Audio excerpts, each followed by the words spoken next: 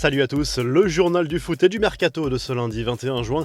Les infos et rumeurs du mercato pour commencer et Manchester City qui passe à l'attaque pour Harry Kane.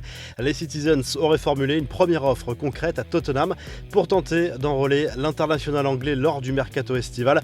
Les médias britanniques et Sky Italia évoquent une proposition à hauteur de 100 millions de livres sterling, à savoir 116 millions d'euros.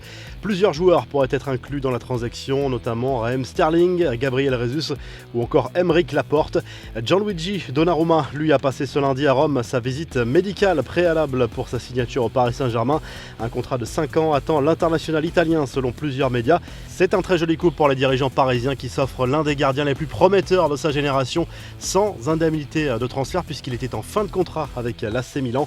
Paul Pogba va-t-il devenir le joueur le mieux payé de la Première Ligue? Selon le Sun en Angleterre, Manchester United est prêt à offrir un contrat en or à l'international français sur 5 saisons avec un pactole global de plus de 100 millions de livres sterling. Le champion du monde pourrait voir son salaire annuel passer à plus de 24 millions d'euros. Manchester United, qui décidément ne connaît pas la crise, les Red Devils travaillent également depuis de longues semaines sur le dossier de Jadon Sancho. Le Borussia Dortmund réclame 90 millions d'euros pour lâcher l'international anglais. Et d'après Talksport, le joueur veut rejoindre le nord de l'Angleterre, mais le club allemand a fixé une date limite pour les négociations. Ce sera aux alentours du 23 juillet, date du début du stage de pré-saison post-Euro pour le BVB. Le PSG s'active de son côté sur le dossier Raphaël Varane. La presse anglaise comme la presse espagnole sont d'accord sur le fait que le club parisien s'intéresse bel et bien au profil de l'international français. Marca croit savoir que les dirigeants parisiens sont déjà venus se renseigner au sujet du défenseur central dont le contrat court jusqu'en juin 2022 au Real. Manchester United a dégainé en premier avec une offre de 58 millions d'euros, proposition refusée par le club merengue selon les tabloïds britanniques. La Copa América, la suite de la phase de poule, le groupe A à l'honneur avec l'affiche cette nuit entre l'Uruguay et le Chili notamment. Les partenaires de Luis Suarez et d'Edinson Cavani doivent réagir après la défaite contre l'Argentine. La sélection chilienne qui se retrouve dans une situation embarrassante. Certains joueurs, dont Arturo Vidal, ont enfreint les règles sanitaires pour faire entrer un coiffeur dans leur hôtel. Des médias locaux évoquent également une fête secrète. L'Argentine peut déjà se qualifier pour les quarts de finale. L'Albi-Céleste défie le Paraguay dans la nuit également. Une chose est sûre, Lionel Messi a fait un heureux en signant l'énorme tatouage d'un fan brésilien. Le joueur avait fait part de son admiration pour l'œuvre à son effigie, occultant la quasi-totalité du dos du fan.